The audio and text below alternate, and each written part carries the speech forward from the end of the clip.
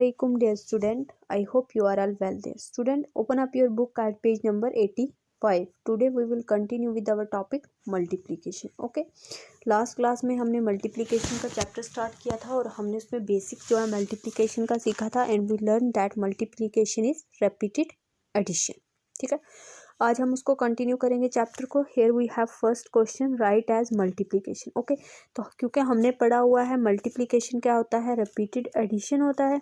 तो इस केस में आप देखिए आपका जो क्वेश्चन है वो किस फॉर्म में दिया हुआ है, एडिशन की फॉर्म में दिया हुआ है और आपको उसको लिखना किस फॉर्म में है. क्वेश्चन में पूछा क्या है, मल्टीप्लिकेशन फॉर्म में. ठीक है, लास्ट क्लास में हमने पढ़ा था कि जितने नंबर ऑफ ग्रुप्स होते हैं हम उनको मल्टीप्लाई कर रहे थे किसके साथ, नंबर ऑफ क्वांटिटीज़ के साथ. ठीक है, तो here we have numbers.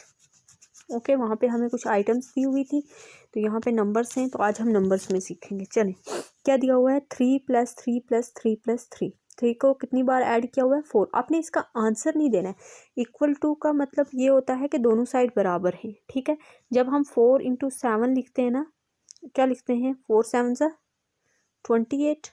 Means इसको मल्टीप्लाई करके जो हमें आंसर आए ये दोनों साइड क्या हैं, बराबर हैं. तो मैं इसको ऐसे भी लिख सकती हूँ क्योंकि मल्टीप्लिकेशन हमारा एडिशन होता है, तो हमें 7 को लिख सकती हूँ 4 टाइम. ठीक है, एक वे में, और दूसरे वे में ये लिख सकती हूँ 4 को 7 टाइम. ठीक है, तो ये मतलब ये वाली साइड जो हमारी लेफ्ट साइड है वो इक्वल होनी चाहिए राइट हैंड साइड. ठीक है, तो वो आपने यहाँ पे अगर आप बोलते हो 4 × 3 या 3 टाइम 4 प्लस करके, तो वो दोनों चीज़ें सेम है. ठीक है, तो आपने यहाँ डायरेक्ट क्या ऐसा नहीं कर देना है कि 3 को ऐड करते जाओ और आप आंसर लिख दो, वैसा नहीं पूछा गया है. आपसे पूछा क्या गया है क्वेश्चन में, इसको मल्टीप्लिकेशन में कन्वर्ट करना है. ठीक है, एडिशन में दिया हुआ है. ठीक है, अब देखें कितनी टाइम कौन सा नंबर है हमारे पास, 3 नंबर है. ठीक है, और कितनी बार दिया हुआ है, हम ग्रुप में पहले नंबर ऑफ ग्रुप काउंट करते थे तो यहाँ पे नंबर काउंट कर लेंगे कितनी बार है, 1 2 3 4, तो 4 लिख लिया. ओके, और 4 और नंबर कौन सा है, 3, तो हम लिख लेंगे × 3. ठीक है, तो 4 × 3 = 12. इसका आंसर भी 12 आता है. हमने आंसर लिखना नहीं, मैं आपको बता रही हूँ कैसे दोनों left hand side right hand side equal है, और जब इन 4 को ऐड करोगे वो भी आपका 12 आएगा. अभी आपने ये नहीं याद रखना है, अभी आपने इतना याद रखो कि हमें एडिशन में दिया हुआ है और कन्वर्ट करना है मल्टीप्लीकेशन में. ठीक है, बस अभी आप इतना ध्यान रखें. ठीक है, अब देखें 5, क्या नंबर दिया हुआ है, 5. अब इसकी मल्टीप्लिकेशन आप बोलोगे कैसे लिखनी है मैम, तो ये कितने टाइम आया है, 1 टाइम. 5 1 बार है ना, तो हम लिख लेंगे 1 × 5. और हमें पता है जब भी हम 1 × 5 या 5 × 1 करो तो आंसर क्या आता है, 5 ही तो आता है. तो हो गया ना left hand side equal to right hand side. Okay, अब नेक्स्ट देखो क्या दिया हुआ है, 0 दिया हुआ है. कितनी टाइम ऐड किया हुआ है, 1 2 3 बार 0 ऐड किया हुआ है. तो अब क्या करेंगे, हमने पहले कितनी टाइम वो चीज़ आई है, मतलब कितनी बार वो चीज़ रिपीट हुई है लिख लेना है. कितनी बार 0 रिपीट हुआ है, 3 बार, तो 3 लिख लेंगे और उसको मल्टीप्लाई कर देना है. वो नंबर जो रिपीट हुआ है, इस केस में क्या रिपीट हुआ है, 0 हुआ है, तो 3 × 0. तो अगर आप मल्टीप्लिकेशन का केस देखोगे तो 3 × 0 जो होता है इक्वल टू 0 होता है. ठीक है, याद रखना है, अगर हम 3 + 0 करते तो हमारा आंसर क्या आता, 3 आता. लेकिन मल्टीप्लिकेशन इज समथिंग डिफरेंट. 3 × 0 किया तो हमारा आंसर क्या आएगा, 0. तो यहाँ पे तो 0 ही है. 0 को अगर हम एडिशन में भी देखो, 0 + 0 + 0, तो हम 3 बार 0 लिखें या 10 टाइम 0 लिखें, जब उनको ऐड करके आंसर क्या आता है, 0 आता है. ठीक है, सिर्फ मैं यहाँ पे ये कंपैरिजन कर रही थी डिजिट के साथ. ठीक है, अब आप देखो यहाँ पे हमने 3 × 0 क्यों लिखा, क्योंकि हमारा 0 जो है वो कितनी टाइम है, 3 टाइम है. ठीक है, तो मैं आपको साथ में आंसर भी कंपेयर कर रही हूँ. आपने आंसर यहाँ नहीं लिखना है, आपने सिर्फ उसको मल्टीप्लिकेशन फॉर्म में लिखना है. चलें, अब मैं आपको आंसर नहीं बताऊँगी, वो आप देखें क्या है हमारे पास, 2 कितनी बार ऐड किया है, हम काउंट कर लेते हैं 1 2 3 4. नंबर हमारे पास 2 है और 4 टाइम है, तो क्या लिखेंगे, 4 × 2. ठीक है, क्या आएगा इस ब्लैंक में, 4 × 2. ठीक है, नेक्स्ट चले आए, क्या है नेक्स्ट में, 4 कितनी बार ऐड हुआ है, 2 टाइम.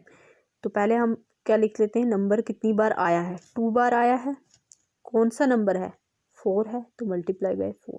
ठीक है, अब 3 है, 3 कितनी बार आया है, 1 2 3 4 5, इस ब्लैंक में क्या आ जाएगा 5, ठीक है। क्योंकि 3 5 बार आया है तो हमने 5 लिख लिया। कौन सा नंबर है, मल्टीप्लाई किससे करना है, नंबर जो गया बोला गया है 3।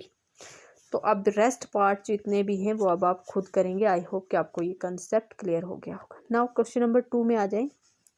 यहाँ पे हमें केस में एडिशन दिया हुआ था, मल्टीप्लिकेशन में लिखना है, और यहाँ पे क्या है, मल्टीप्लिकेशन गिवन है, हमें एडिशन में लिखना है, ठीक है। चलें, क्या बोल रहा है 4 × 7। अभी हमने सीखा, पहले हम क्या लिखते हैं, नंबर ऑफ टाइम जो चीज़ आई है, और सेकंड में हम लिखते हैं वो नंबर जिसके बारे में बात हो रही है। तो किसकी बात हो रही है, 7 की। तो हम 7 को कितनी बार लिख लेंगे, 4 टाइम। यहाँ क्या 2 × 5, तो 5 को कितनी बार लिख लेंगे, 2 बार, 5 + 5, ओके। अब यहाँ पे एक चीज़ देखो, 5 × 2 = 10 होता है, और 5 + 5 भी 10 होता है। हमारी राइट हैंड साइड और लेफ्ट हैंड साइड क्या हो जाती हैं, इक्वल करने हो जाती हैं।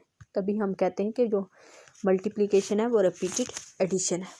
अब क्या है, यहाँ देखें 2 × 5 था, तो हमने 5 को 2 टाइम लिख लिया था ना, 5 + 5 कर लिया था। थर्ड ब्लैंक में देखो क्या बोला हुआ है, 5 × 2, 5 × 2 पूछा है ना। तो यहाँ नंबर ऑफ टाइम दिया होता है फर्स्ट, और सेकंड उस नंबर की बात हो रही है। तो किसकी बात हो रही है, 2 की। इट मीन्स इस ब्लैंक में हमें 2 लिखना है। कितनी बार लिखना है, 5 बार लिखना है। 2 + 2 + कितना हुआ, 3 4, बच्चे ये भी 2 है, और मैं थोड़ा नीचे लिख रही हूँ, आप ब्लैंक में ही पूरा करेंगे, ठीक है, 2, ठीक है। चले आ जाए हमारे नेक्स्ट पार्ट पे, क्या है 5 × 9, मतलब 9 को कितनी टाइम लिखना है, 5 बार। लेकिन यहाँ क्या लिखना है, प्लस में, 9 + 9 + कितनी बार हुआ, 3 4, एक बार मैं यहाँ पे लिख लेती हूँ, ठीक है। आपने पूरा ब्लैंक में ही लिखना है, ठीक है। तो मुझे बोर्ड में यहाँ पे पिक्चर में स्पेस कम हो जाती है, बुक में बहुत स्पेस होगी, आपने उसी ब्लैंक के अंदर ही लिखना है। इसी तरह आ जाएं आप, ये वाला पार्ट लिखें, 3 × 0। ये सेम है जो हमने फर्स्ट किया था, तो क्या है, 0 है, 0 की बात हो रही है, ठीक है, 0 वाले डिजिट की बात हो रही है। तो कितने टाइम लिख लेना है, 3 टाइम, 0 + 0 + 0, ठीक है। अब क्या है, 7 × 1, तो 1 को कितनी टाइम लिख लेना है, 7 टाइम, ठीक है। 7 टाइम्स 1 2 3, ठीक है। ये प्लस के साइन है, साइन आपने साथ में रखना है, 4 5 6 7, ठीक है। आपने एक ही ब्लैंक के अंदर ये सारा कर लेना, ठीक है। आई होप कि आपको समझ आ गया होगा कैसे हम मल्टीप्लिकेशन को एडिशन में लिखते हैं और कैसे एडिशन को मल्टीप्लिकेशन में लिखते हैं। अगर आपको नहीं समझ आया तो you can ask me, okay. Now to the next page, okay. Question page number 87, ठीक है। अब यहाँ मल्टीप्लिकेशन टेबल, मैंने आपको प्रीवियस क्लास में भी बोला था कि हमने जो मल्टीप्लिकेशन टेबल पढ़े थे वो मल्टीप्लिकेशन चैप्टर पे ही बेस होते हैं, ठीक है। काउंट एंड फिल, अगर आप अपनी बुक का पेज नंबर देखोगे 87, हमें कुछ स्टार्स दिए हुए काउंट करने हैं और फिल करते जाना है इस तरफ आंसर, ठीक है। 1 × 1, तो कितने स्टार हैं, 1 हमारा आंसर हो गया। 1 × 2, ठीक है, ये मल्टीप्लिकेशन का साइन है ना, 1 इसको इंटू पढ़ते हैं, तो 1 × 2 कितने स्टार हैं, 2, ठीक है। 1 × 3, तो कितने स्टार हैं यहाँ पे, 3, ठीक है। 1 × 4 क्या हो जाएगा, कितने स्टार हैं यहाँ पे, 4। तो इससे हमें ये भी पता चलता है कि 1 के टेबल जब पढ़ते हैं हम, तो वो नंबर जिसके साथ 1 मल्टीप्लाई होता है वही नंबर आता है। मतलब मैंने क्या कहा, 1 × 1 क्या आया, 1 आया।